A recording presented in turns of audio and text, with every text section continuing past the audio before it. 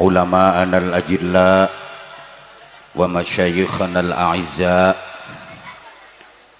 bapak-bapak kiai, ibu-ibu nyai, para sesepuh yang dimuliakan, yang kita ta'zimkan, pejabat pemerintah dalam semua tingkatan bersama jajarannya,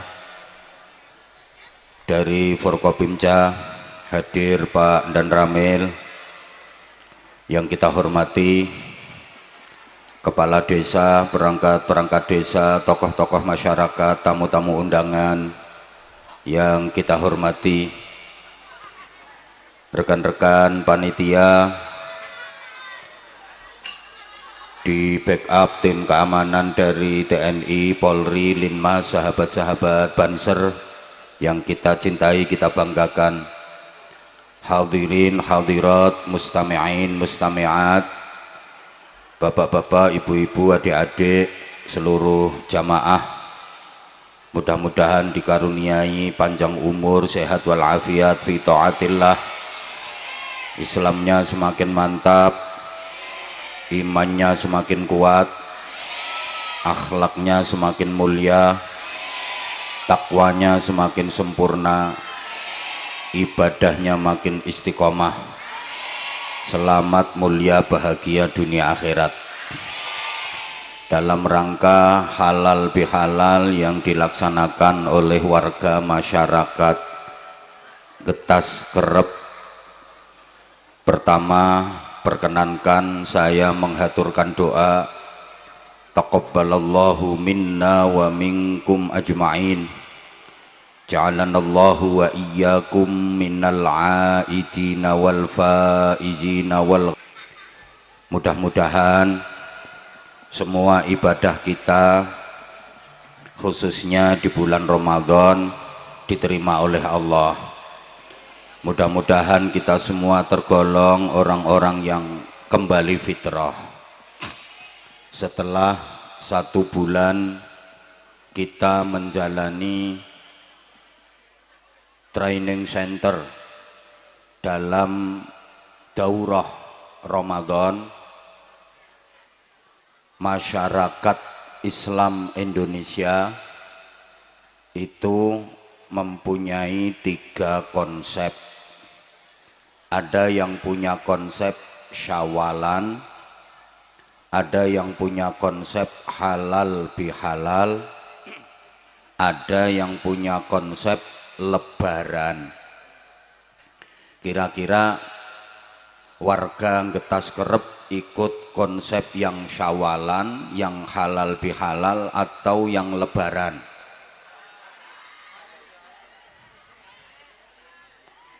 Masyarakat Islam itu ada 3 kelompok. Ada kelompok yang benar-benar berusaha islami, ada kelompok yang sudah terkontaminasi dengan modernisasi, ada kelompok yang masih memegang teguh tradisi.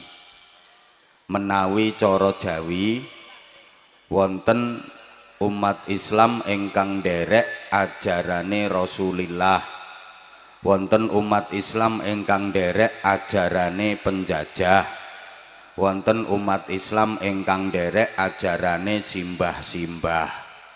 Getas Kerep nderek sing pundi? Ada ajaran Rasulillah, ada ajaran penjajah, ada ajaran simbah-simbah. Maka tahun baru di masyarakat Islam Indonesia itu ada 3. Ada tahun baru 1 Muharram, ada tahun baru 1 Januari, ada tahun baru 1 Syuro. 1 Muharram itu tahun barunya umat Islam yang ikut ajarannya Rasulullah. 1 Januari yang ikut ajarannya penjajah. 1 Syuro yang ikut ajarannya simbah-simbah. Misalnya semua dirayakan. 1 Muharram dirayakan dengan pengajian. 1 Januari dirayakan pakai dangdutan. Satu suro dirayakan pakai jaranan. Kira-kira yang paling sepi yang mana? Warga Getas Kerep ikut yang pengajian, yang jaranan, atau yang dangdutan?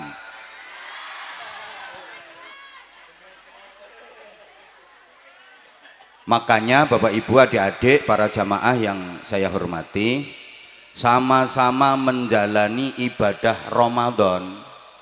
Pasca Ramadan, setelah Ramadan selesai, masyarakat Islam Indonesia itu ada 3 semangat. Ada semangat Syawalan, ada semangat halal bihalal, dan ada semangat Lebaran. Syawalan itu semangatnya kaum santri, kaum sarungan, kaum gamisan. Halal bihalal itu semangatnya priayi, kaum celonoan. Sedangkan Lebaran itu semangatnya wong abangan yang orang ngaji, kaum abangan. Saya ulang, Syawalan itu semangatnya santri, kaum sarungan. Halal bihalal itu semangatnya priayi, kaum celononan. Lebaran itu semangatnya wong sing orang ngaji, kaum abangan. Semangat Lebaran itu begini, bulan Ramadan dianggap sebagai bulan penjara. Masuk Ramadan seperti masuk penjara. Amaliyah Ramadan adalah kerja paksa, sehingga hari-hari dijalani dengan terpaksa dan menderita. Makanya di akhir Ramadan yang dipikirkan apa? Kapan lebarannya? Kapan bodone? Kenapa begitu? Sebab mereka sebelum Ramadan berkawan dengan setan. Sebelum Ramadan berteman dengan setan. Begitu Ramadan, setan dipenjara, dia sedih pisah dengan kawannya. Makanya di akhir Ramadan tidak berpikir mendapatkan Lailatul Qadar, tidak berpikir meningkatkan ibadah, tidak berpikir mendapatkan Syawal, tapi yang dipikir kapan setan temennya yang dipenjara itu dibebaskan, supaya bisa bergandengan kembali dengan setan.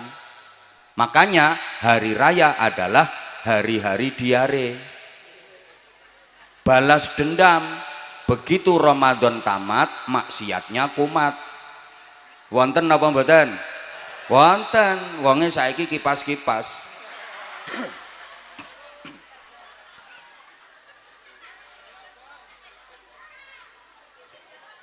Begitu Ramadan selesai, ibadahnya prei. Kemarin Ramadan sholat malam, taraweh dan witir. Sekarang sholat malamnya terus nopo prei. Itulah Getas Kerep. Ramadan kemarin tadarus Quran, sekarang Ramadan selesai, tadarus Qurannya terus nopo prei. Itulah Getas Kerep. Itu namanya Lebaran. Begitu Ramadan selesai, semuanya bubaran. Kalau semangat halal bihalal itu masyarakat Indonesia modern, karena sudah banyak yang jadi urban, merantau ke kota-kota besar, ke luar pulau, bahkan sampai ke luar negeri.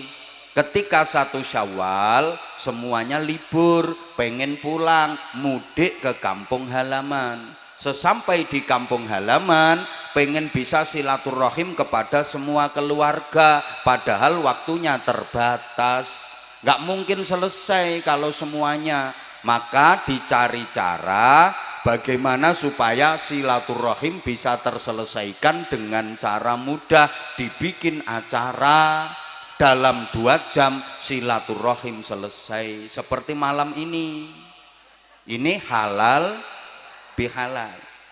Sedangkan Syawalan itu semangatnya santri yang harus mengikuti sunnah Nabi. Bagi santri, Idul Fitri itu cuma 1 hari. yaitu tanggal 1 Syawal Toktil. 1 Syawal Toktil, jangan dirubah Toktol loh ya. Kok cuma 1 hari? Ya, sebab Idul Fitri itu adalah hari raya kecil. Hari raya yang besar itu Idul Adha. Idul Fitri disebut hari raya kecil, Idul Adha disebut hari raya besar. Mari kita buktikan. Dari segi waktu, Idul Fitri cuma 1 hari, tanggal 1 Syawal Toktil. Idul Adha 4 hari, yaitu tanggal 10 Dzulhijjah ditambah 3 hari Tasyrik, 11, 12, dan 13 Dzulhijjah. 1 dengan 4 lebih besar mana? Moh kurang semangat. 1 dengan 4 lebih besar 4. Makanya Idul Adha itu hari raya yang lebih besar. Dari segi pengorbanan, Idul Fitri cuma nyembelih ayam, Idul Adha nyembelih sapi. Ayam dengan sapi besar mana? Sapi. Makanya Idul Adha itu hari raya besar, Idul Fitri hari raya kecil. Idul Fitri cuma mengeluarkan zakat fitrah, beras 2,8 kilogram. Gampangannya 3 kilogram beras, cuman itu yang dikeluarkan ketika Idul Fitri. Idul Adha bagi yang mampu wajib menjalankan ibadah haji puluhan bahkan ratusan juta. Yang kurang mampu melaksanakan syariat korban, nyembelih sapi, minimal kambing, karena korban itu ndak boleh nyembelih tekek. Yang ketawa itu ndak pernah korban, sukanya menghabiskan daging korban. Santri harus bersikap adil. Yang kecil ya dikecilkan, yang besar ya harus dibesarkan. Yang harusnya kecil ya dianggap kecil, yang harusnya besar ya dianggap besar. Jangan dibalik-balik. Yang kecil dibesar-besarkan, yang besar dikecil-kecilkan. Umumnya masyarakat Getas Kerep itu kebalik pemahaman dan prakteknya. Mestinya Idul Fitri hari raya kecil, ya biasa kecil-kecil saja. Yang harus dibesarkan Idul Adha. Tapi masyarakat Getas Kerep kan kebalik. Idul Fitri yang harusnya hari raya kecil, anggarannya dibesar-besarkan. Beli baju aja nggak cukup 3 ibu-ibu.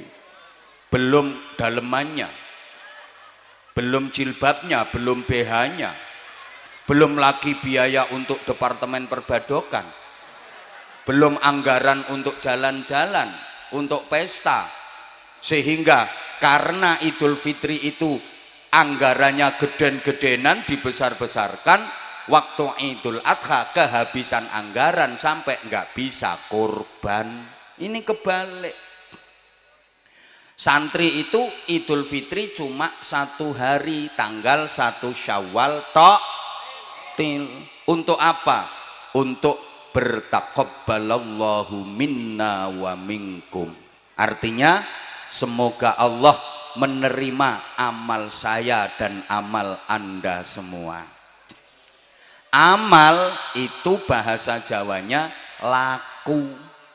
Lakune wong Idul Fitri niku wonten 4, maka disimbolkan pakai kupat.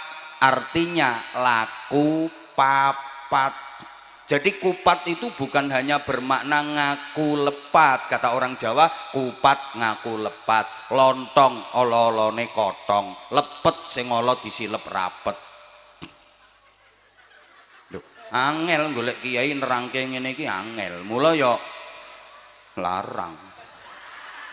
Pengen murah ya ketua RT-mu kon ceramah.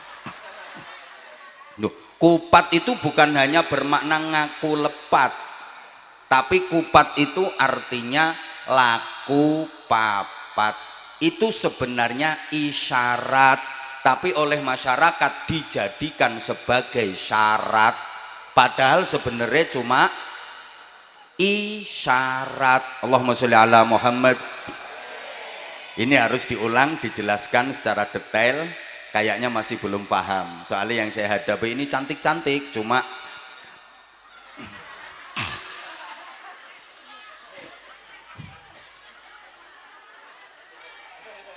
sebenarnya isyarat kupat itu laku papat, tapi oleh masyarakat dianggap syarat. Makanya sampai ada hari raya kupat, betul? Para sesepuh kita dulu itu kalau ngajar anak cucunya, kalau didik anak cucunya sering pakai isyarat supaya mudah diterima. Kenapa? Karena waktu itu belum siap, dikasih ayat Quran langsung, dikasih hadis langsung, belum siap, bisa-bisa nolak nanti. Kalau tahu bahwa Quran dan hadis akan ditolak, jangan dipaksakan untuk disampaikan, dosa nanti. Wis ngerti nek ora nrimo kok dipaksa, malah dosa. Ini pengumuman, mumpung inget bapak-bapak misalnya istrinya cerewet, istrinya berani, itu belum bisa dinasihati pakai Quran hadis, Pak. Jangan langsung qala ta'ala, qala nabi. Akhirnya istri malah berani, istrinya nolak ayat Quran. Yang nanggung dosa siapa? Bapak sebagai suami udah tahu kalau istrinya begitu, dikasih ayat Quran, sehingga ayat Qurannya diprek. Saya ini kan tukang ceramah. Coba menurut Bapak Ibu, saya kalau di rumah di hadapan istri, saya yang nyeramai istri atau yang diceramai? Betul.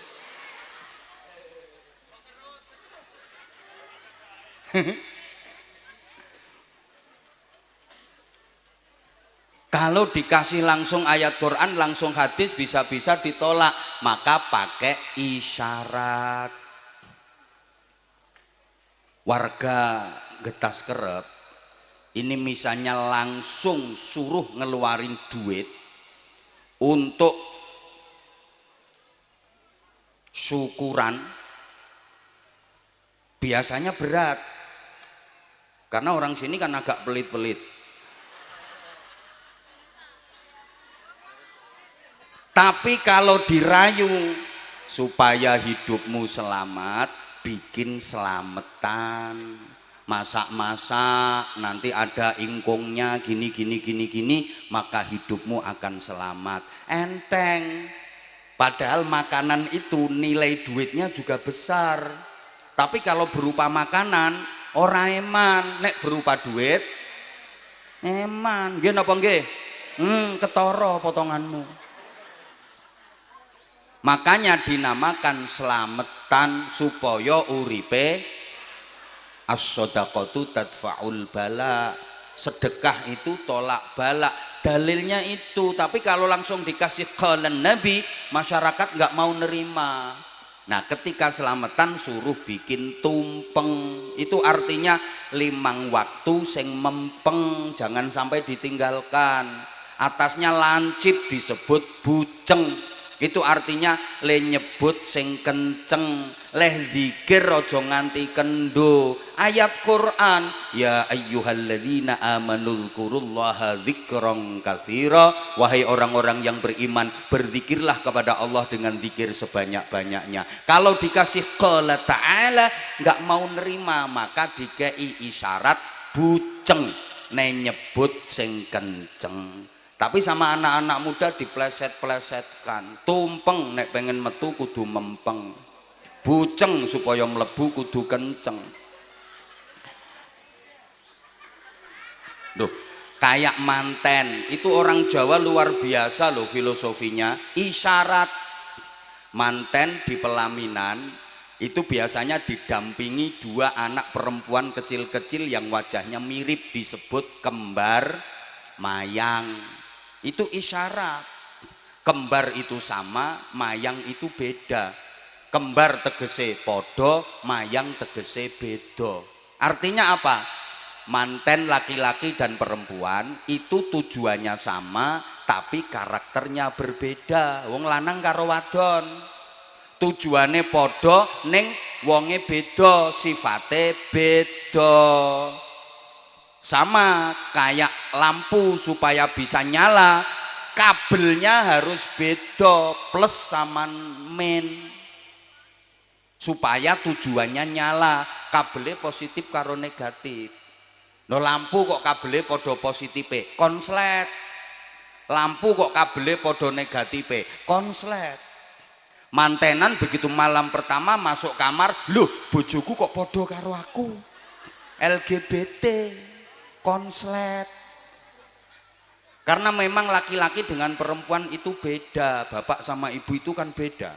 Bapak suka mengecilkan hal yang besar, kalau ibu suka membesarkan hal yang kecil.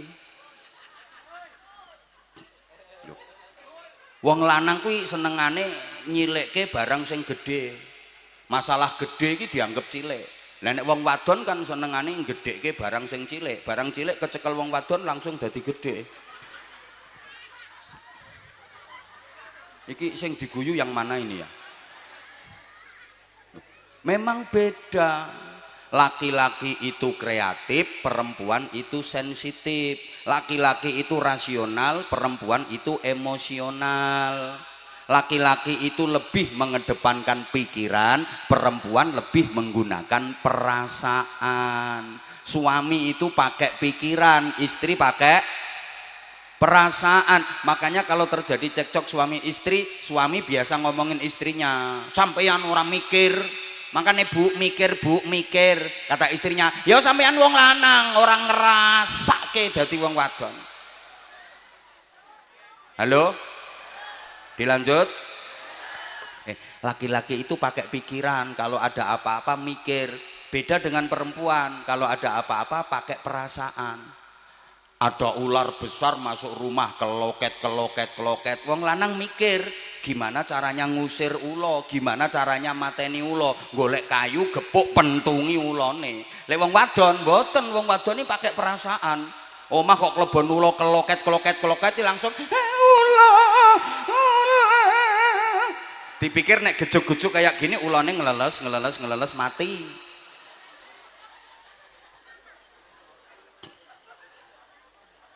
Halo, ibu-ibu misalnya lagi masak, kompor yang meledak, dor, lah meledak kok, mosok kompornya meledak, cerut. Lo laki-laki kalau ngelihat ada kompor meledak, api berkobar-kobar, mikir, nyari kain basahi, kebyoke, golek banyu siramke. Lah nek wong wedok kan dikira kalau ditangisi terus apinya mati. Mau pergi ke Jakarta pakai kereta, begitu nyampe stasiun ketinggalan kereta, keretanya udah berangkat. Lek wong wedok nangis, ketinggalan kereta. Dipikir nek ditangisi terus keretanya sing wis berangkat mundur serut. Lek wong lanang ora. Wah ketinggalan kereta piye carane mangkat? Ana truk lewat celingkrik munggah gandul truk. Terus nanti manten itu balang suruh. Orang dulu gitu. Ini isyarat balang suruh. Suruh itu tegese ora kok kesusu leh weruh. Maksudnya ngangsu kaweruh, agar sama-sama weruh, sama-sama mengetahui, agar engkau tahu apa yang ada di hatiku, aku pun tahu apa yang ada di hatimu, sehingga engkau tahu apa yang ku mau, aku pun tahu apa yang kau mau. Kalau dalam bahasa ayat Qur'annya lita'arafu, agar saling mengenal, saling mengetahui antar suami istri. Duh, ini isyarat. Begitu pengantin sudah deket, coba toh diperhatiin, mangke manten kakung, manten lanang midak telur, ngidein ndok nganti pecah piar, manten wadon mijii kok misui. Lah ini artinya apa? Rumah tangga itu seperti telur. Orang berkeluarga itu seperti telur, bunder ser, mumet, ruwet, rentet, jibek, judek. Maka suami sebagai kepala rumah tangga harus bisa memecahkan masalah seperti memecahkan telur itu, mencari solusi. Istri membantu, memberikan dukungan dan doa, ikut berpartisipasi. Maka istri harus punya rem cangkem, suami harus punya rem tangan. Jangan sampai istri nggak punya rem cangkem, ada masalah langsung cangkemnya wadak wadak wadak wadak wadak wadak wadak. Suami nggak punya rem tangan, ono masalah plok tangannya plok plok, istrinya etek etek, suaminya plok. Jadilah rumah tangga itu mereknya etek etek.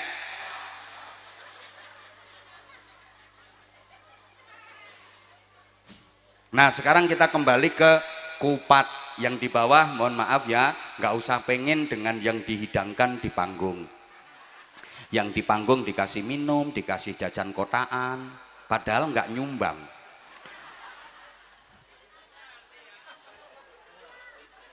Ngertilah. Halo, bisa dilanjut? Oke, saya di sini cuma sebentar kok.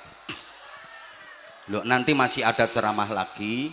Kemudian saya juga mau geser, pindah tempat. Mohon izin, saya cuma 30 menit saja. Tolong yang nggak ikut nyumbang nggak usah rewel, nggak usah cerewet. Loh, kita ini orang Jawa, banyak filsafat dan isyarat-isyarat yang mempunyai hikmah dan ilmu yang sangat luas. Apa sampean malu jadi orang Jawa? Kenapa mesti malu? Malu karena pesek. Aku juga pesek, tapi kan manis. Di samping manis, laris. Emang harus jadi orang Eropa yang tinggi-tinggi, putih-putih, mancung-mancung. Allah menilai manusia bukan dari fisiknya kok. Gitu loh. Nggak usah malu. Loh ini pengajian kok menerangkan filosofi Jawa. Lah wong aku wong Jawa. Saya nggak harus ngomong ana ente antum. Aku nggak harus bilang ya khair ya khair.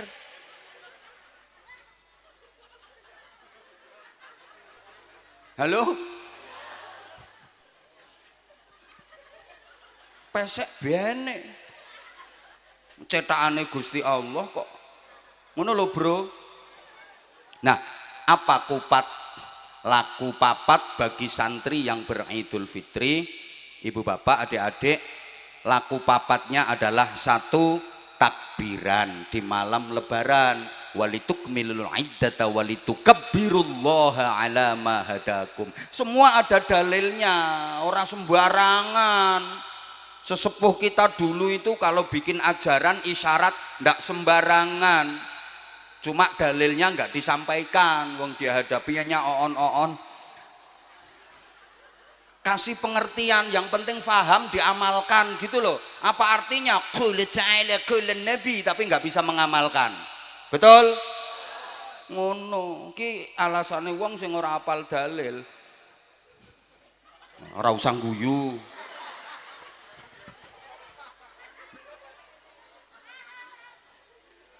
Nomor 1, takbiran di malam lebaran. Yang kedua, bayar zakat fitrah sebelum sholat id. Yang ketiga, menjalankan sholat id. Yang keempat, silaturrahim. 4 laku ini bagi santri bisa diselesaikan dalam 1 hari. Tanggal 1 Syawal tok, cukup 1 hari selesai. Tanggal 2-nya santri sudah melaksanakan sunnah Nabi. Apa itu? Siapa yang berpuasa Ramadan dilanjutkan setelah hari raya puasa 6 hari bulan Syawal, maka pahalanya sama dengan puasa setahun penuh. Jadi tanggal 2, 3, 4, 5, 6, 7 santri itu puasa. Hari rayanya cuma sehari 1 Syawal.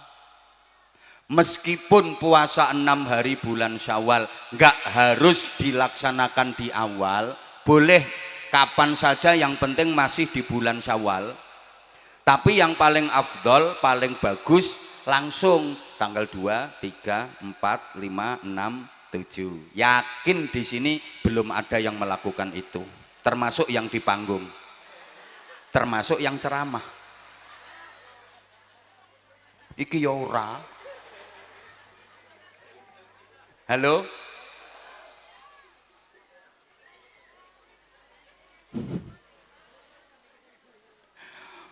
Udah Bapak Ibu jamaah yang saya hormati rahimakumullah. Bulan sesudah Ramadan yang sekarang ini kita jalani disebut Syawal. Secara bahasa Syawal itu artinya berkembang dan meningkat. Kita harus meningkatkan kualitas diri, meningkatkan prestasi ibadah, meningkatkan iman dan takwa. Tandanya apa? Kalau kita benar-benar Syawal, dilihat kemarin warga Getas Kerep puasanya masuk jenis puasa ulo apa puasa uler? Halo? Ya Allah, aku rati gatekke. Untuk mengetahui kita itu berhasil Syawal apa tidak, meningkat apa tidak, dilihat dulu. Puasanya kemarin itu puasa jenis uler nopo puasa jenis ulo? Loh, uler sama ulo itu podo-podo poso, tapi hasilnya berbeda, endingnya berbeda. Ulo meskipun habis puasa dia sama sekali nggak berubah, nggak ada perbaikan. Namanya tetap ulo, wajahnya tetap ulo, bentuknya tetap ulo, modelnya tetap ulo, perilakunya tetap ulo. Soalnya ulo kuwi leh poso hanya sekedar melungsungi arep ganti kulit, awake tambah dawa tambah gede. Ada ibu-ibu Getas Kerep sini posone model ulo. Poso itu cuma arep melungsungi ganti baju baru. Awake tambah gede, bukan peningkatan kualitas diri tapi peningkatan berat badan.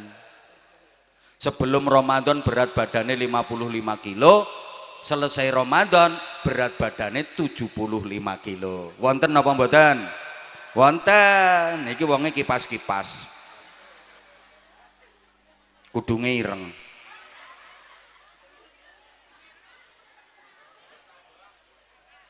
Poso ulo. Habis makan sahur nggak langsung persiapan sholat subuh, melungker meleh wong ulo.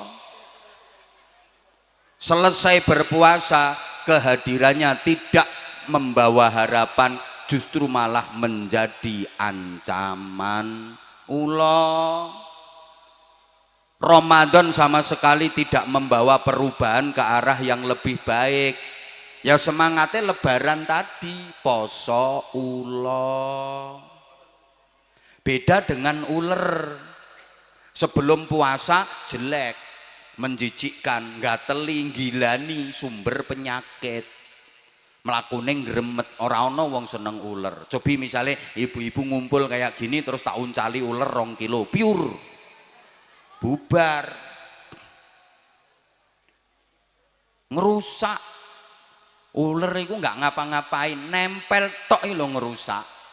Nempel neng kulit, kulitnya gatel, keroken, bliduren. Nempel neng godong, godongnya rusak, rencem bolong-bolong. Nempel neng tanduran, tandurannya rusak, gering. Nempel neng buah, buahnya rusak, bosok. Nempel neng untumu, nek untuku ora. Untumu rusak, kerowo, uler. Makanya kalau ada orang sukanya ngerusak, bikin rusuh, biasa dijuluki uler. Pripun? Getas Kerep mriki wonten ulere mboten? Ulere lanang apa wadon? Halo? Halo? Lah ulere poso berproses jadi kepompong. Bahasa Inggrisnya the ngentung. Lantong itu kan poso, orang mangan, orang ngombe, orang rabenan. Selesai ngentong berubah jadi baik, namanya berubah, bukan lagi ular tapi kupu. Melakune berubah, asalnya gremet sekarang terbang, jadi simbol ketinggian derajat. Makanya wong getas kerep itu kalau Ramadannya berhasil, lepas Ramadan bisa terbang, jadi Superman, derajatnya naik. Allahumma sholli ala Muhammad. Dilanjut. Asalnya elek, selesai puasa berubah jadi cantik. Tadinya ngerusak, habis puasa manfaat, membantu proses pembuahan. Kembang wilo iso dadi buah dibantu kupu. Tadinya wah makannya sembarang, sing dipuangan sembarang kayak ngerusak. Selesai puasa mboten sembarang leh mangan, hanya sari-sari bunga halalan thayyiban. Ora ana kupu kok ngerokoti telek. Halo? Ya Allah.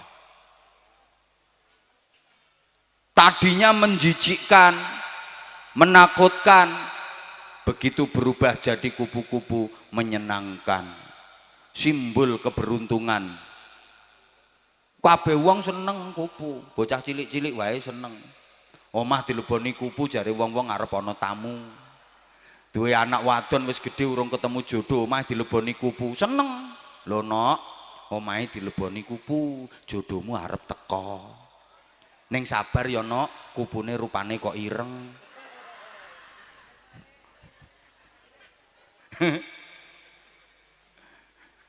Halo? Jadi salah satu tanda kalau getas kerep ini Ramadannya berhasil, lepas Ramadan setelah berkepompong sebulan berubah jadi kupu. Sayange kata sederek-sederek getas kerep mriki habis berkepompong sebulan Ramadan, keluarnya enggak jadi kupu malah jadi codot. Nah codotnya ketawa, codotnya ternyata pakai BH.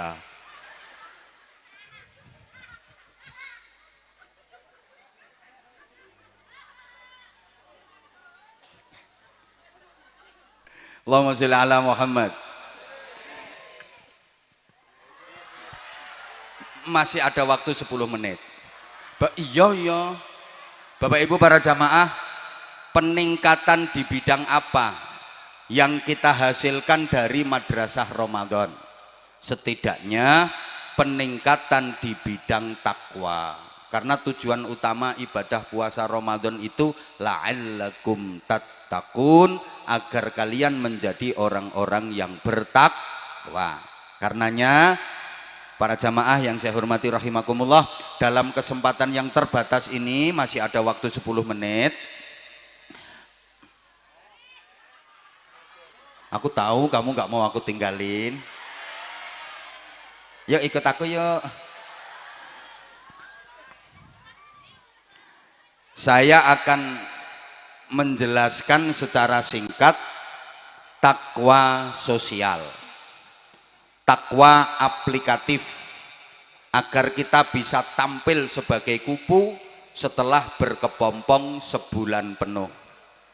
Takwa sosial ini kalau bisa kita lakukan, insya Allah kita selalu mendapatkan rahmatnya Allah. Kita akan dimasukkan surga oleh Allah. Karena syarat masuk surga itu harus takwa. Bapak Ibu kalau baca Quran membicarakan surga, itu nanti endingnya uiddat lil muttaqin. Surga itu disediakan bagi orang-orang yang bertakwa. Nah, ayatnya nanti bisa dipelajari lebih lengkap dalam surah Az-Zariyat ayat 15 sampai 21. A'udzu billahi minasy syaithanir rajim.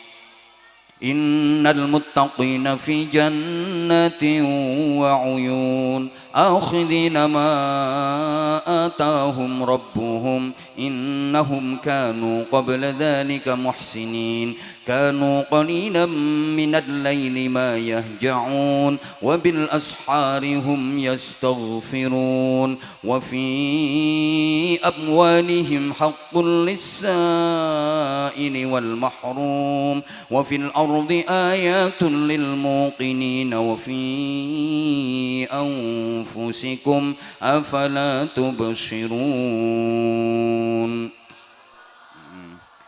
Lehmu nyauti Allah kok kaya wong sambat kok kean utang ngono. Innal muttaqina fi jannatin wa uyun. Sesungguhnya orang-orang yang bertakwa dimasukkan ke dalam surga yang penuh dengan kenikmatan, surga yang ada sumber mata airnya. Kok disebutkan uyun, sumber mata air? Para jamaah, simbol dari tempat yang indah. Tempat yang indah itu mesti ada simbol mata airnya. Seindah-indahnya tempat kalau nggak ada airnya nggak jadi indah, betul? Maka surga biasa digambarkan tajri min tahtihal anhar, di bawahnya mengalir sungai-sungai, gitu loh. Bagaimana keadaan orang-orang bertakwa di surga nanti? Akhidina ma atahum rabbuhum, mereka bebas mengambil, menikmati semua yang disediakan Allah untuk mereka di dalam surga. Jadi ahli surga itu bebas mengambil dan menikmati semua fasilitas di surga.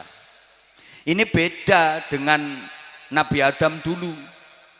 Nabi Adam dan Ibu Hawa dulunya kan ditempatkan di surga, betul? Kok orang semangat ya? Betul. Sebelum dikeluarkan dari surga, Nabi Adam dan Ibu Hawa ditempatkan di surga, dipersilahkan menikmati semua yang ada di surga, tapi masih ada larangan, ada pantangan. Apa itu? Wala taqraba hadhihi syajarah, ndak boleh mendekati pohon itu, syajaratul khuldi.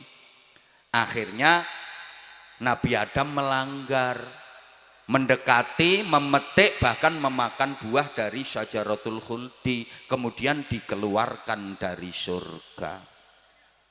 Begitu dikeluarkan dari surga, Nabi Adam menyalahkan siapa? Menyalahkan setan, iblis? Enggak.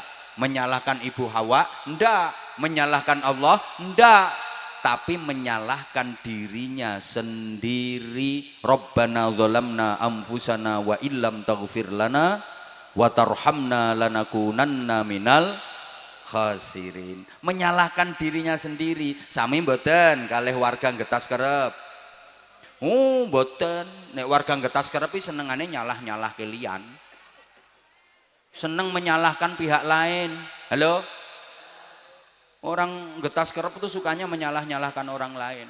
Coba sampean punya anak nakal, nyalahke awake dhewe napa nyalahke anak? Halo? Ya Allah, ibu-ibu punya suami ndablek, pelit, nyalahkan awake dhewe apa nyalahkan suami? Guru punya murid nakal, nyalahkan awake dhewe napa nyalahne murid? Kita umumnya suka menyalahkan orang lain. Jadi penceramah terus ora digatekke, ora diperhatikan sama jamaah, menyalahkan awake dhewe napa nyalahke jamaah? Nyalahne jamaah padahal ceramahe ora menarik. Yuk belajar dari Nabi Adam, menyalahkan dirinya sendiri. Kemudian taubat, evaluasi diri, taubat, akhirnya nanti balik lagi ke surga. Beda dengan iblis. Iblis nggak mau menyalahkan dirinya sendiri. Iblis nyalah ke Nabi Adam, nyalah ke Ibu Hawa, nyalah ke Gusti Allah. Makanya iblis sampai kapanpun nggak akan bisa balik ke surga. Nah, dari dua contoh tadi, iblis dan Nabi Adam, kira-kira Getas Kerep keturunan siapa? Keturunan siapa? Nah, kalau merasa keturunan Nabi Adam, ya harus mau niru Nabi Adam, mencontoh Nabi Adam. Kalau nggak mau niru Nabi Adam, berarti koncone. Paham? Nabi Adam dulu di surga masih ada larangan. Nah, sampean besok di surga, nek sido apa ora? Nah, yen sido itu di sana nggak ada larangan, nggak ada sirian, nggak ada pantangan, bebas sebebas-bebasnya. Kalau di dunia nggak ada orang bebas, itu nggak ada. Coba siapa di dunia ini yang bebas berbuat semaunya, bebas melakukan sesukanya? Nggak ada. Setinggi-tingginya pangkat, apa dia bebas berbuat sesukanya? Kok ora dijawab yo? Sak dhuwur-dhuwure jabatan di dunia ini, apa orangnya bebas berbuat sesukanya? Ora, malah wong sing duwe pangkat jabatan iki ora iso bebas. Dipentelengi terus sampai KPK. Leres napa leres? Orang punya jabatan itu sekarang malah nggak bisa bebas hidupnya, nggak bisa tenang tidurnya. Hartanya diaudit, kekayaannya harus dilaporkan, sumbernya dari mana, peruntukannya apa. Ora iso bebas. Lebih bebas sampean. Sopo sing arep neliti sampean? KPK moro sampean, arep mriksa apa? Sotel? Halo? Orang kaya raya di dunia ini, apa mentang-mentang kaya terus dia bebas berbuat sesukanya? Ya ndak lah. Siapa yang bebas di dunia ini? Jadi penceramah, pegang mic, mengendalikan acara, menguasai panggung, apa dia bebas berkata semaunya? Ndak iso bebas, salah ucap viral. Betul? Di dunia ini ndak ada orang yang bebas itu, mentang-mentang kaya terus bebas. Misalnya orang kaya diundang pesta, prasmanan, apa dia bebas ngambil makanan sesukanya? Enggak, apalagi kalau sudah tua. Banyak sirian, banyak pantangan. Ditawari nasi, Mbah, sidik wae. Sop, Mbah, duduhe wae. Ini khas Tegal sate, Mbah, sunduke wae. Apa mana gek ditutke bojone gek sing wedok ki galake kaya asu manak kae. Arep njukuk ngene tampil, arep njukuk ngene ra entuk, arep nyiduk kikil aja kuwi, eling penyakite. Kari delongap urip matane tok. Apalagi kalau sudah kena penyakit komplikasi, dengan semua jenis makanan yang digemari nggak berani mengkonsumsi. Kasih sate dihindari, yang dicari malah ikan teri. Kasihnen dikit tensinya tinggi, makan cumi-cumi alergi, makan sambal goreng ati asam urat kambuh lagi, ginjal keserang, cuci darah seminggu 2 kali, kasih minum manis minta ganti karena udah punya pabrik gula sendiri, istrinya masih cantik udah disfungsi ereksi, mendekati istri disingkri, walaupun minum jamu kuat tetap nggak bisa berdiri. Maunya 3 kali cuma bisa sekali, itu pun memaksakan diri. Di dunia kok orang kaya sama orang miskin jatahnya sama, betul? Orang kaya tanahnya luas, orang miskin tanahnya sempit, makan juga sama-sama pakai sendok, betul? Apakah yang kaya tanahnya luas itu kalau makan pakai sekrop? Minum juga sama-sama pakai gelas. Apa sing melarat lek ngombe nganggo gelas, sing sugih kae langsung nganggo drum? Sama. Apakah gelar akademik bisa menambah jatah umur di dunia ini? Yang gelar akademiknya S1 dapat jatah tambahan umur 10 tahun. Jane matine swidak dadi 70. Kalau S2 dapat tambahan jatah umur 20 tahun. Kalau S3 dapat jatah umur 30 tahun. Tambahannya ndak. Kadang yang S3 belum 40 tahun udah mati. Yang nggak tamat SD sampai 90 tahun. Betul? Nang donya wong wadon ayu karo elek rabine dhisik pundi? Rupane ayu karo rupane elek rabine dhisik pundi? Kadang-kadang dhisik sing elek, sing ayu ra payu-payu, dijajal ditinggal, dijajal ditinggal, dijajal ditinggal.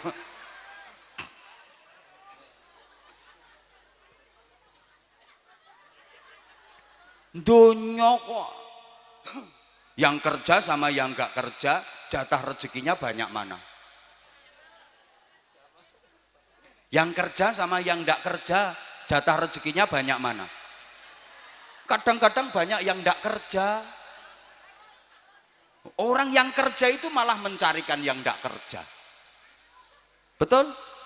Loh, contoh sekarang aja loh. Yang kerja saya ceramah, jenengan ndak kerja.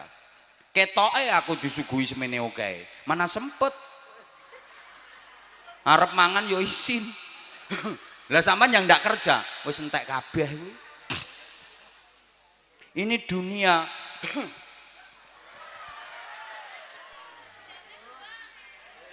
Siapa ngomong jame buang? Saya tadi sempat berpikir, wah saya ceramah itu udah lama. Tadi ada yang nanya, mulai tahun berapa bah? Ya saya ingat saya mulai tahun 2007, 2006, 2007 itulah. Udah hampir 20 tahun. Tak pikir ya masyarakat udah pada bosen sama saya. Begitu saya datang, ya Allah ternyata jamaahnya masih berjubel. Sempet ya kan sekarang banyak penceramah baru. Sempet khawatir sih kamu tuh berpaling ke lain hati. Ternyata enggak, kamu masih tetap setia sama aku. Makasih semuanya. Aku kalau tahu kayak gini tuh makin sayang aku sama kamu. I love you semuanya. I love you. I love you semuanya. I love you. Sing tuwek ra usah ngene-ngene. Gila nih.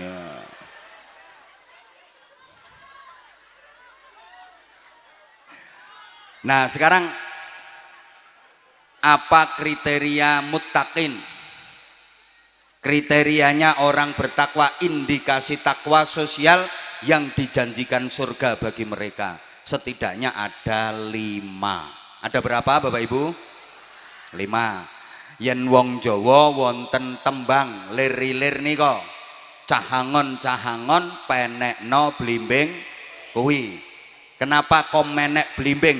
Liringane 5. Maka ini 5 liringane blimbing. Rata-rata blimbing itu buah sing liringane 5. Ya ana liringane ming 3, soalnya sing loro dikrokoti bocah kae.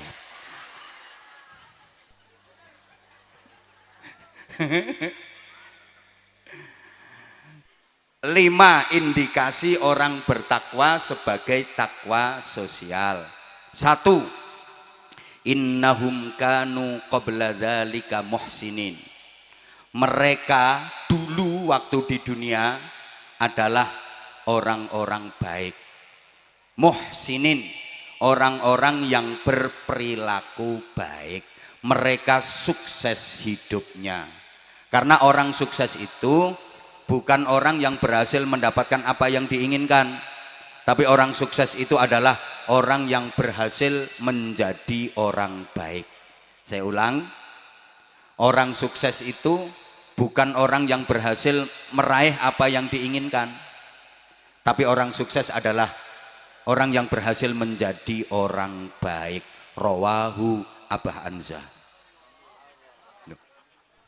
Sukses itu bukan berarti berhasil mendapatkan apa yang diinginkan, tapi sukses itu berhasil mendapatkan kebaikan. Karena apa yang diinginkan, yang berhasil didapatkan belum tentu jadi kebaikan. Betul? Moga-moga faham. Lah muhsinin itu karakternya ada 3. Ali Imran 134. Alladzina yunfiquna fis sarra'i wad-dharra'i wal kadhiminal ghaidha wal 'afina 'anil nas. Ayat ini ditutup dengan wallahu yuhibbul muhsinin, dan Allah sangat mencintai muhsinin, orang-orang yang berperilaku baik. Kita harus menjadi orang-orang yang dicintai Allah. Kita harus pandai merayu Allah agar Allah mencintai kita. Nah, karakternya muhsinin itu ada 3. Pertama, alladzina yunfiquna fis sarra'i wad-dharra. Orang-orang yang suka berinfak, suka menolong, suka membantu, suka bersedekah, baik di waktu sempat maupun di waktu sempit, di waktu longgar maupun di waktu rupek. Fisarra, di waktu sehat, di waktu kaya, banyak duit, waktu senang, bahagia, berinfak. Fiddarra, di waktu sempit, di waktu kepepet, di waktu sakit, di waktu miskin, sedikit duit, tetap berinfak. Halo? Ayo sampean jawab sedekah. Ngoten nggih?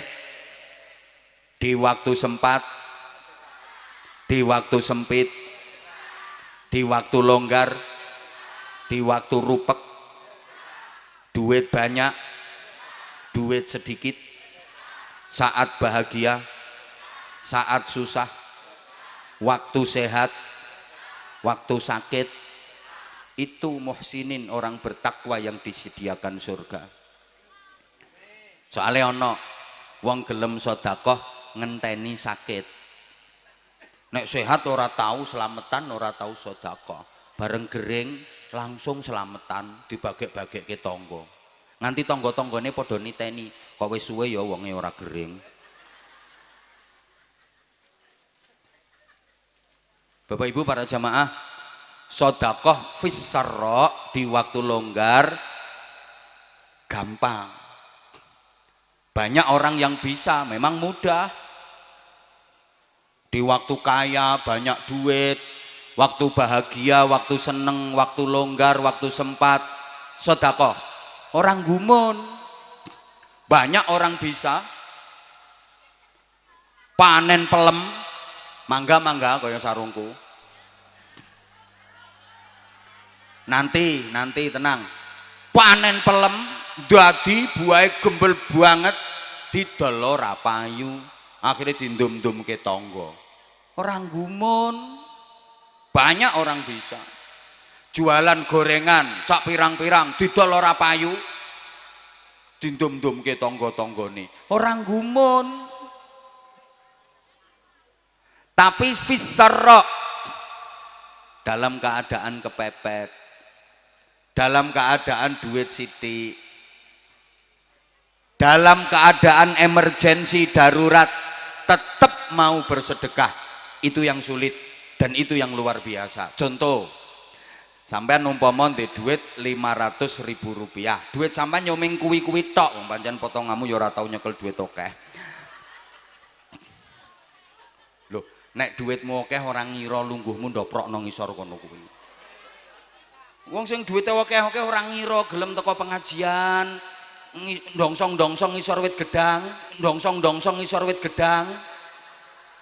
Kayak sing duwe perusahaan, sing duwe pabrik, duwite miliaran, ora bakal rawuh no pengajian kene, nggih napa nggih? Iki sing teko kene iki melarat kabeh. Lho, mulane swarga iki sing akeh isine wong melarat-melarat ngene iki. Iki jenenge melarat bangga iki ya iki. Lho mula jenengan lek tak ilokke duwite ora pati akeh aja nesu, wong faktane yo ngono tenan. Wong sing duwite akeh-akeh ora ngira gelem pengajian terus ndoprok sesek-sesekan mambu kelek kecut mambu untut ngono kuwi.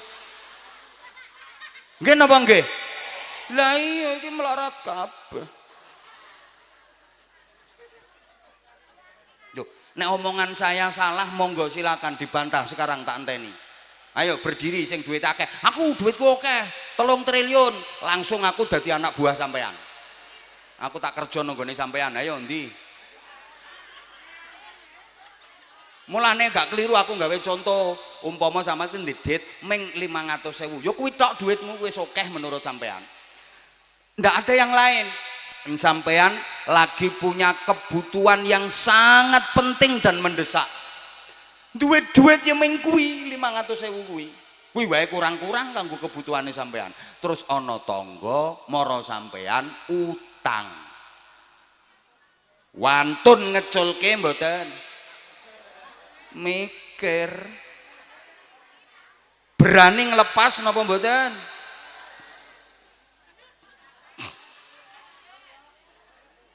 Kalau orang bertakwa wani ngeculke, walaupun dirinya sendiri lagi punya kepentingan yang mendesak, ada duit cuman itu aja, tetangga membutuhkan, teman membutuhkan, wani ngeculke. Kenapa berani? Karena yakin dengan jaminan Allah pasti akan diganti oleh Allah dengan ganti yang lebih baik dan lebih banyak. Amin. Nopo orang meyakinkan. Loh. Makanya sampean kalau diberi sesuatu sama orang itu pertama disuruh terima kasih, matur. Yang kedua suruh mendoakan. Doanya gimana? Jazakumullahu khairan katsira. Mudah-mudahan Allah membalasmu dengan balasan yang lebih baik dan lebih banyak. Karena memang orang yang bersedekah pasti akan dibalas oleh Allah dengan balasan yang lebih baik dan lebih banyak. Percaya napa mboten? Percaya napa mboten? Sing ora melu jawab berarti ra percaya, syahadat melih. Percaya napa mboten? Aku juga percaya kalau kamu percaya. Emang kamu percaya, makanya aku percaya. Cuma gini, banyak orang yang percaya sama Allah tapi nggak berani menaruh kepercayaan penuh kepada Allah. Iki nek ora dijelaske ya ora paham. Wong kene ki ayu-ayu tapi banyak orang yang percaya sama Allah tapi nggak berani menaruh kepercayaan penuh kepada Allah. Kepada Allah itu nggak berani menaruh kepercayaan penuh, masih khawatir, ya ini tak percayakan sama Allah, duitku tak lepas, tapi nanti balik apa enggak ya? Sama Allah tuh lo nggak berani menaruh kepercayaan penuh. Padahal sama koperasi simpan pinjam lo berani menaruh kepercayaan, surat tanah yang ditaruh di situ, BPKB ditaruh di situ, di bank berani menaruh kepercayaan. Sama Allah kok nggak berani. Oke, Bapak Mas, sampean misalnya mancing di Blumbang, sampean berani buang cacing karena sampean ada harapan mau dapat. Lo sama Blumbang aja percaya, masa sama Allah nggak percaya? Halo? Sampean kalau berani buang 100.000, kasih ke musola, kasih ke masjid, kasih ke pesantren, kasih ke anak-anak yatim, harapan sampeyan dapat 100 miliar. Buang cacing dapat gurame. Lo sama Blumbang aja percaya, masa sama Allah nggak percaya? Iki sing pelit iki mikir iki. Udah gini aja, contoh paling gampang. Ada tamu di rumah sampean, panas, tamunya dipersilakan, silakan duduk, terus tamunya duduk. Habis itu sampean kasih suguh minum, silakan diminum. Minum. Nah gini, stop. Nah, terus diminum sama tamunya. Bismillahirrahmanirrahim. Bismillah. Bismillah.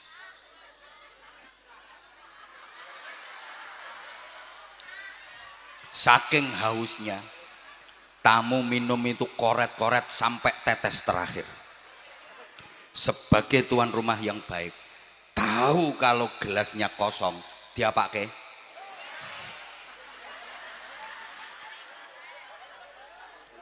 Pon, dijoki meleh bahkan lebih banyak. Allah juga gitu.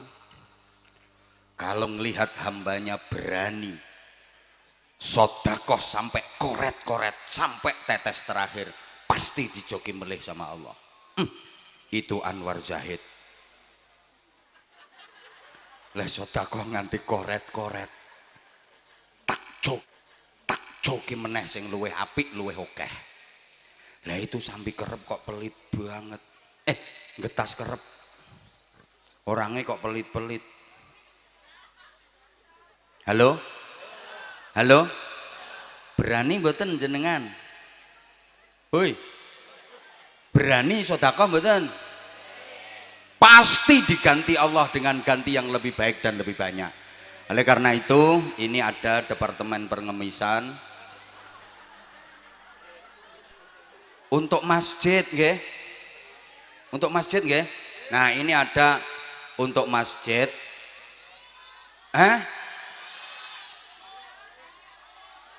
Sudah tadi. Sudah. Berapa sing dicemplungke?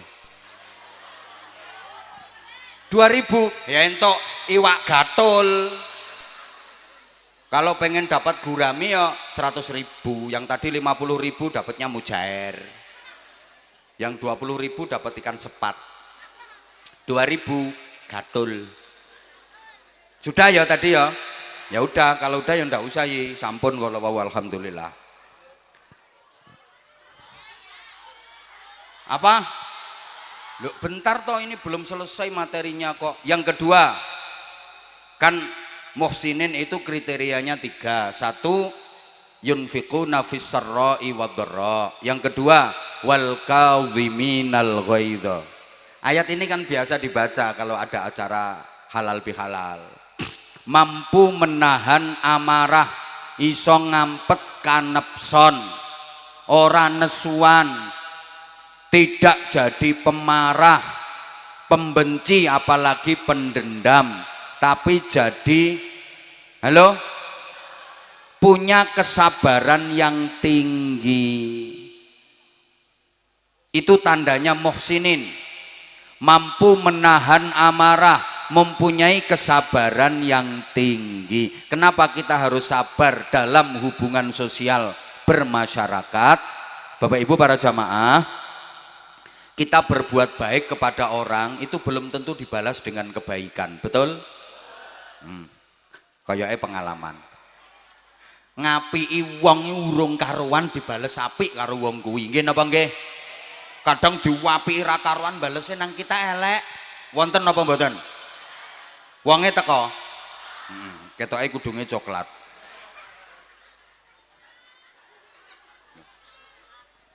Kita memberi kepada orang belum tentu dibalas dengan diberi, betul? Ya Allah, mau kurang semangat tak baleni. Kita berbuat baik kepada orang lain, belum tentu orang lain itu membalas kita dengan kebaikan, betul? Kita memberi kepada orang lain, belum tentu orang yang kita beri itu membalas kita dengan memberi, betul? Makanya saya pesen Bapak Ibu sampean, kalau memberi kepada orang lain jangan berharap balasan dari orang itu. Saya ulang, sampean berbuat baik kepada orang lain jangan berharap dibalas kebaikan sama orang itu. Sampean memberi sesuatu kepada orang lain jangan berharap dibalas diberi oleh orang itu. Kalau sampean berharap balasan dari orang itu, siap-siap kecewa, siap-siap sakit hati.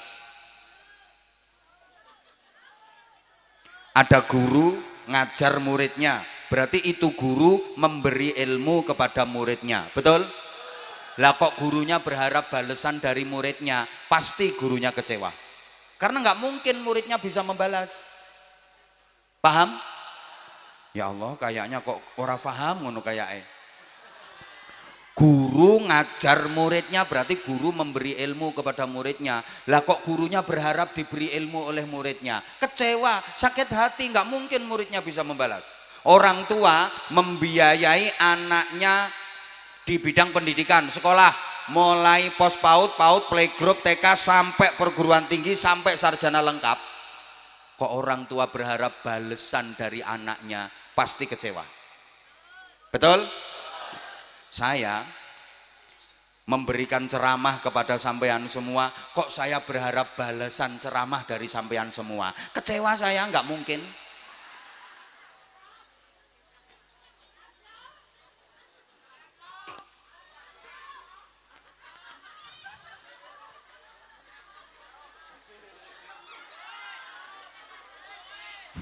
Ya Allah. Udah. Pokoknya Kalau kita memberi kepada orang lain, jangan berharap dibalas dengan diberi, karena manusia itu selalu ada 3 level. Kalau dalam surat Fatir itu, tsumma awrathnal kitaba alladzina istafaina min ibadina faminhum zalimun li nafsihi wa minhum muqtasid wa minhum sabiqun bil khairati biiznillah. Orang itu selalu ada 3 jenis, ada yang zalimul li nafsih, ada yang muqtasid, ada yang sabiqum bil khairati biiznillah.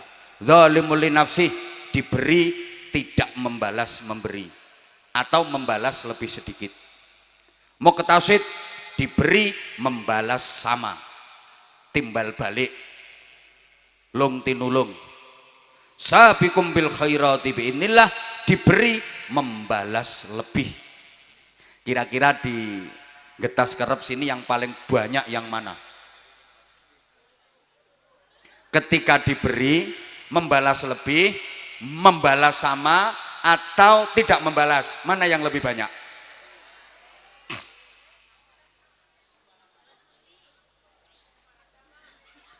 Oke, langsung dijelaskan daripada nggak ada yang jawab, ngomong jawab bingung. Yang paling sedikit itu yang membalas lebih, itu paling sedikit. Maaf, zalimul li nafsih paling banyak. Wong masyarakat kita itu kayak tumpeng itu loh, kayak tumpeng. Paling bawah itu paling ombo dewe, paling gede dewe, sing tengah tanggung, dhuwur dewe lancip niku paling sithik. Dadi sing lancip paling sithik niku sabiqum bil khairati biiznillah. Sing tengah-tengah kuwi muqtasid, sedengan. Sing paling ombo ngisor dewe paling akeh kuwi zalimul li nafsih. Maaf. Halo, yang paling membutuhkan kesabaran ekstra itu menghadapi orang yang zalimul li nafsi, diberi membalas lebih sedikit atau bahkan tidak membalas sama sekali. Ini yang membutuhkan kesabaran ekstra. Paling enak itu menghadapi orang yang sabiqum bil khairati biiznillah. Ketika diberi dia membalas lebih. Siapa itu? Orang tua, terutama ibu.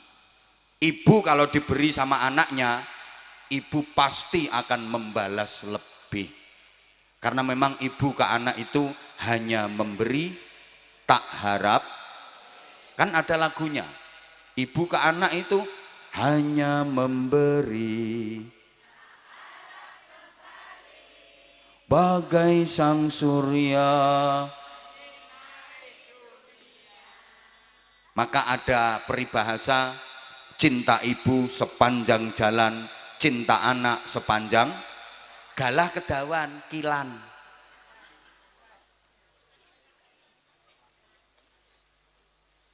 Loh, contoh paling gampang, anaknya merantau di Jakarta, waktu lebaran pulang, sowan ke ibunya.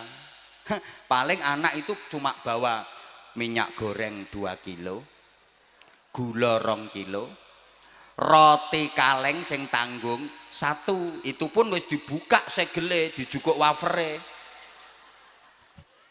sama duit 200.000 dibungkus amplop, kasihkan ke ibunya.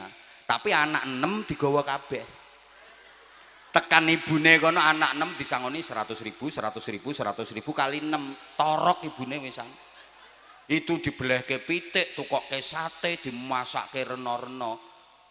Ibu pasti memberi lebih. Begitu anak balik pulang ke Jakarta, bagasi mobil kebak, beras sak ketane blusek mlebu, klopo sak degane blusek mlebu, pitik sak kandange digawa.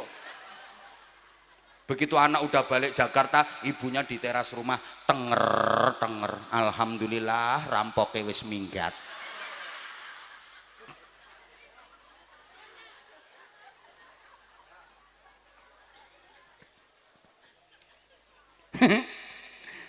Ada yang muktasid, membalas sama, ini dengan teman, dengan tetangga.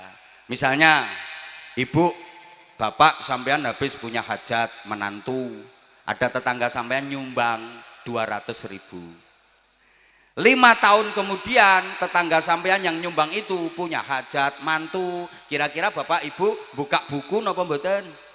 Buka catatan napa mboten? Dulu disumbang 200.000, sekarang balik ke pinten Wis 5 tahun ya tambah. Kruse beda wesan. Mosok tetep 200.000. Oh, pelit.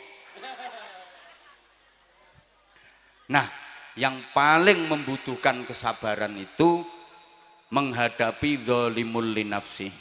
Orang yang ketika diberi membalasnya lebih sedikit atau bahkan tidak membalas sama sekali.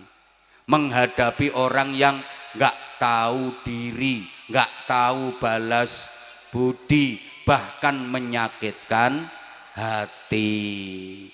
Bertepuk sebelah, air susu dibalas dengan air, ditulung malah dikeiatin rogoh. Kau yang mulai, kau yang berjanji, kau yang ya nasib, ya nasib.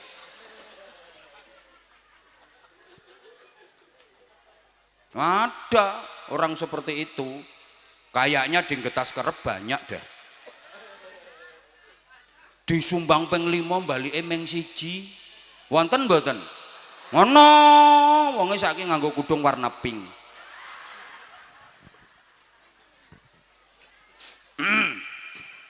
Karo kudung krim.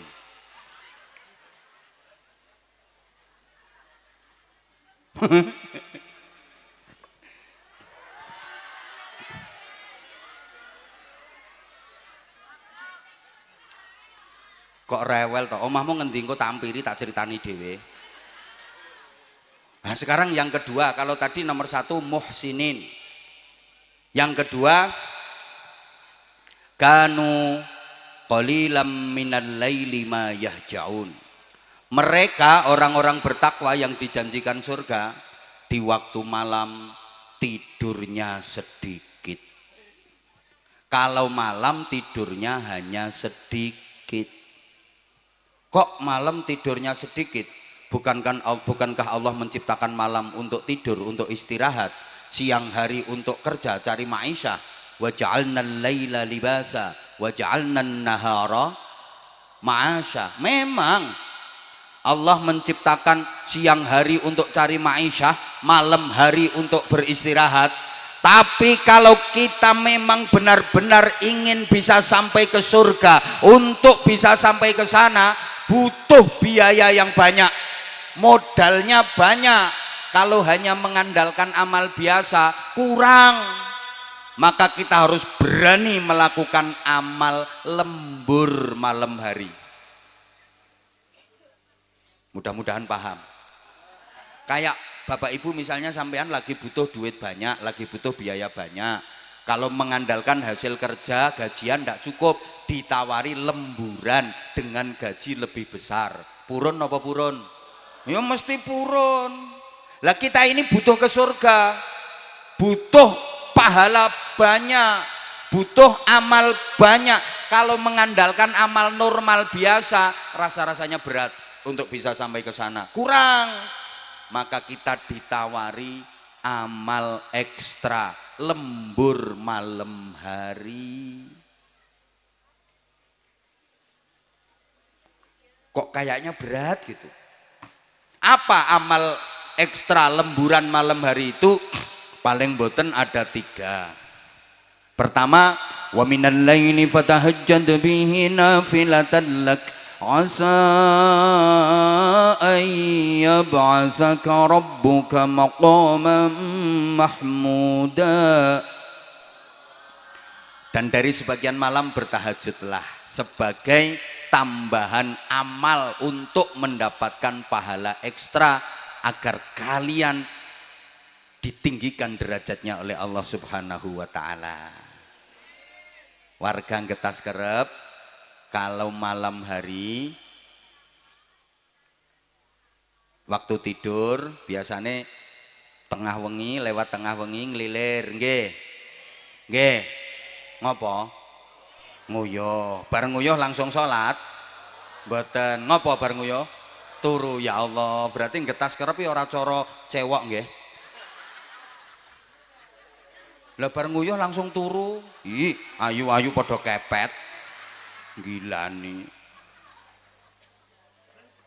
Coba apalagi yang sudah sepuh, mohon maaf. Kalau malam tidur 8 jam penuh utuh ndak mungkin kuat. Jam 9 turu bangun-bangun jam 5 nggak mungkin bisa tanpa terbangun. Kenapa? Karena merasa sudah cukup. Kalau nggak gitu kepuyuh, kebelet kudu pipis gak iso ngampet. Pasti itu kalau udah di atas 60 tahun. Nggak mungkin dalam keadaan normal berangkat tidur jam 9 bangun-bangun jam 5 tanpa ngelilir, nggak mungkin bisa. Kenapa? Merasa sudah cukup. Kalau nggak gitu yo kebelet kudu pipis mesti bangun. Itu memang teguran dari Allah. Kalau usiamu sudah segitu, malam itu pasti dibangunin sama Allah. Maunya Allah disuruh mendekat sama Allah, disuruh tahajud. Lah wong getas kerep kok meng the piece of the cur. Bahasa Inggris. Nek wong lanang iki bahasa Inggrisnya piece of the cur. Nek wong wedok piece of the chest. Ya memang suaranya beda kok. Wong lanang yo cur keracak-keracak-keracak. Wedoknya yes. Kadang sih ana seruwitane. Nah, aku ngene iki yo penelitian ngono.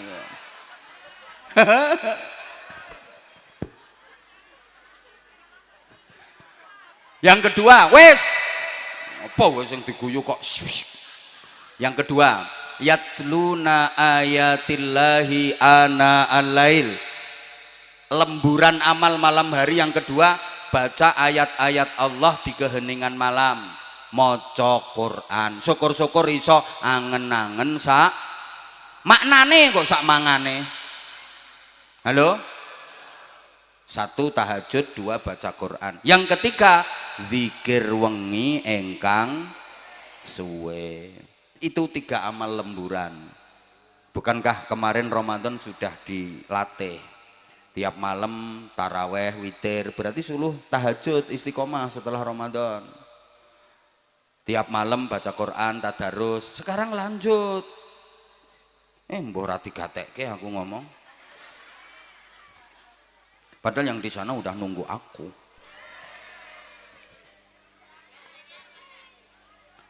Yang ketiga, makanya yang ketiga, wabil ashari hum yastaghfirun. Dan di waktu sahur mereka pada beristighfar.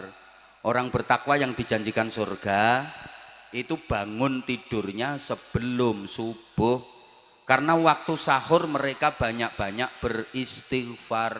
Wong takwa kuwi turune dhisik tangine gasik.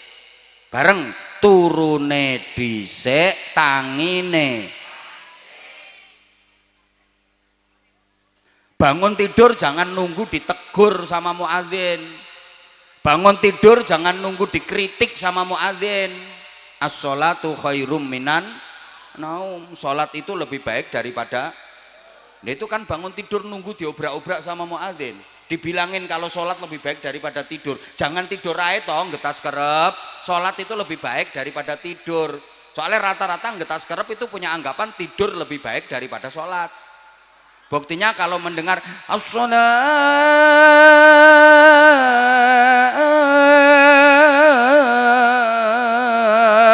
khairum minan naum. Ora penak ya ora laris lambemu. Coba ketika mendengar seruan as-sholatu khairum minan naum, lebih banyak mana yang ke masjid berangkat sholat daripada yang masih tidur?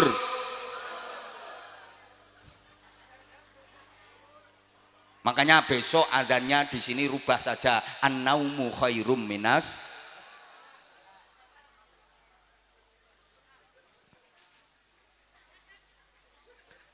Perbanyak istighfar Bapak Ibu. Rasulullah itu nggak pernah salah, nggak pernah dosa, sedikit pun nggak ada. Itu kalau istighfar mohon ampun kepada Allah tiap hari nggak pernah kurang dari 100 kali. Sami nggih kalih ngetas kerep pret. Wong jak istighfare mulat-mulet ngono. Astagfirullahaladzim. Nah, ini ada hadis sahih. Rasulullah yang bersabda, kita dianjurkan untuk istiqomah baca Sayyidul Istighfar. Namanya aja Sayyidul Istighfar, ratunya istighfar. Allahumma anta rabbi la ilaha illa anta khalaqtani wa ana 'abduka wa ana 'ala 'ahdika wa wa'dika mastata'tu a'udzu bika min syarri ma sana'tu abu'u laka bi ni'matika 'alayya wa abu'u bi dhanbi faghfirli fa innahu la yaghfiru dzunuba illa anta. Siapa yang baca Sayyidul Istighfar di waktu pagi menjelang matahari terbit, kok ternyata siang harinya dia mati, maka dia masuk surga. Kalau Sayyidul Istighfar dibaca sore hari menjelang matahari terbenam, kok ternyata malam harinya dia mati, dijamin masuk surga. Bapak Ibu, sampean nanti rencananya matinya siang apa malam? Nah kalau nggak tahu ya berarti dibaca terus. Kok misalnya matinya siang, paginya udah habis baca. Oh kok matinya malam, sorenya udah baca, gitu loh. Muka-muka paham. Yang keempat, loh ini waktu kita dibatasi waktu sayang. Aku juga maunya sih berlama-lama sama kamu.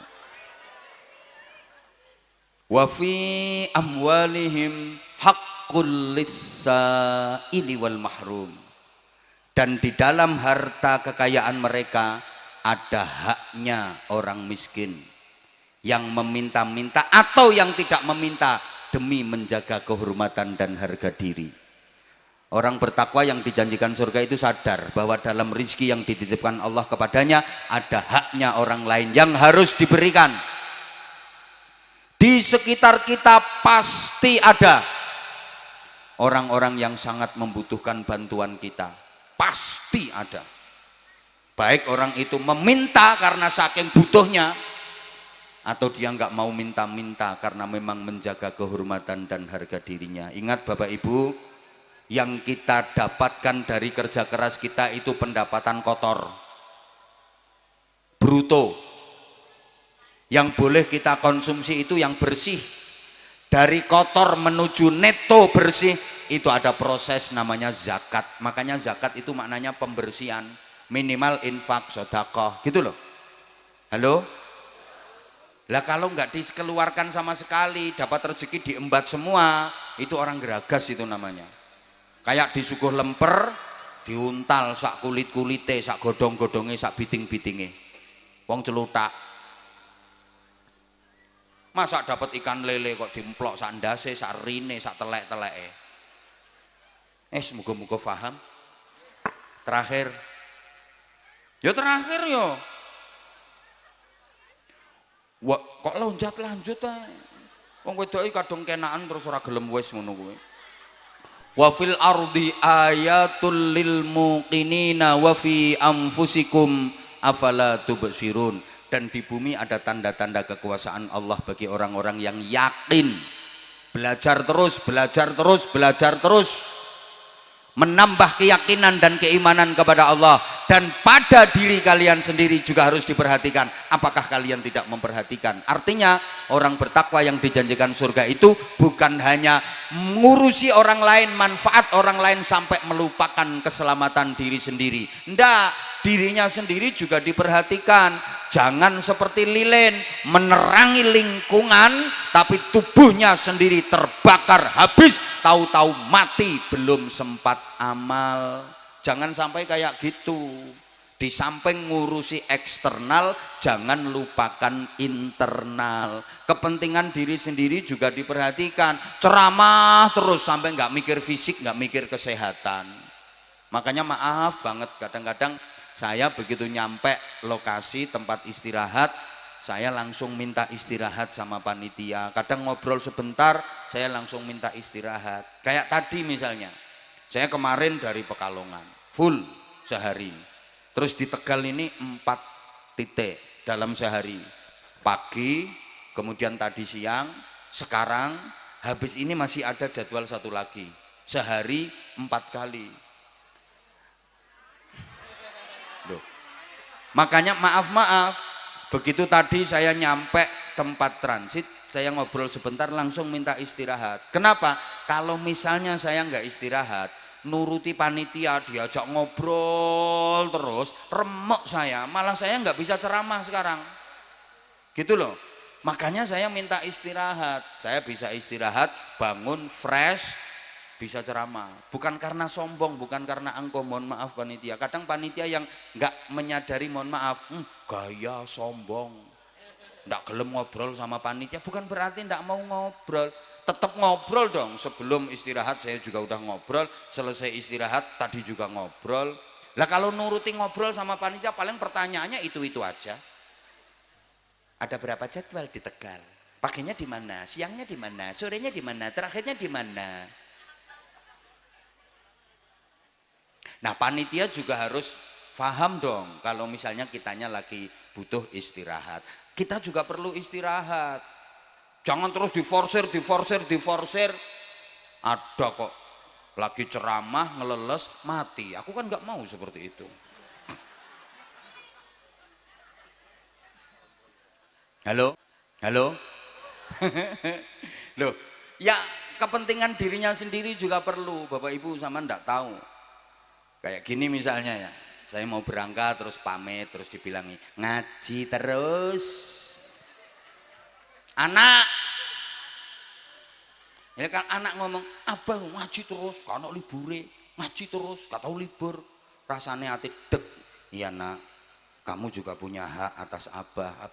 Abah minta maaf ya nak ya. Belum lagi santri, anak-anak santri yang ikut saya 2.500 lebih, mereka juga butuh saya. Lah kalau saya nuruti jamaah, nuruti masyarakat terus, santri sendiri nggak kopen, dolim saya. Makanya kemarin Ramadan full 1 bulan saya sama santri off, saya nerima jadwal cuman 3 aja, selebihnya enggak, karena memang waktu saya untuk santri. Duh, ini juga harus dipikirkan. Kok meneng sampean? Lo kadang-kadang saya berpikir gitu, saya ini udah 20 tahun lebih keliling masyarakat, wiritan, wirawiri turut ratan. Wilayah Indonesia alhamdulillah udah semua, 34 provinsi dan beberapa negara luar negeri. Kadang-kadang sudah berpikir, ya waktunya saya nungguin santri, waktunya saya ngemong santri, masyarakat arang-arang wae. Tapi gimana kalau udah ada panitia datang ke rumah, itu saya juga bingung. Mau diterima itu yo santri juga punya hak, keluarga juga punya hak. Mau ditolak itu kok iso eman-eman nih lo. Maksudnya gini loh sayang. Maksudnya gini, yung kalau waktunya longgar ada, saya sehat, masa diminta ngaji kok ndak mau gitu loh, kan eman. Ya bingung juga gitu lah. Ini aja kemarin dibuka jadwal untuk 2027, ndak sampai seminggu, setahun full sampai Desember 2027. Coba pikir, aku tuh juga heran, orang-orang itu kok nggak belenger, nggak bosen sama aku, padahal aku juga jelek, tampang juga nggak punya nilai jual, tapi manis sih emang. Loh, kenyataan sekarang penceramah baru banyak, tapi nyatanya dibuka jadwal untuk 2027 kemarin itu enggak sampai seminggu, setahun full terjual, udah habis sampai Desember 2027. Nah ini orang yang nggak seneng, sombong, emang ini babnya bab sombong. Ya Allah, ini saya curhat gitu loh, makanya sampean juga harus paham dong, kalau saya nggak boleh lama-lama ngajinya. Waktunya kan dibagi toh sayang. Ya udah kalau nggak mau tak panggil sayang, waktunya harus dibagi kenter. Anyel aku. Lah itu 5 kriteria orang bertakwa yang dijanjikan surga.